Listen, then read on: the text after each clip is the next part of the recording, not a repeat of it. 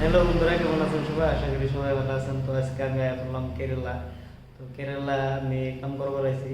তো যাই হোক, আইনে রুম একটা নিয়ে হইলো। তো রুমটা দেখাবার নিয়ে আমি চেষ্টা করুন।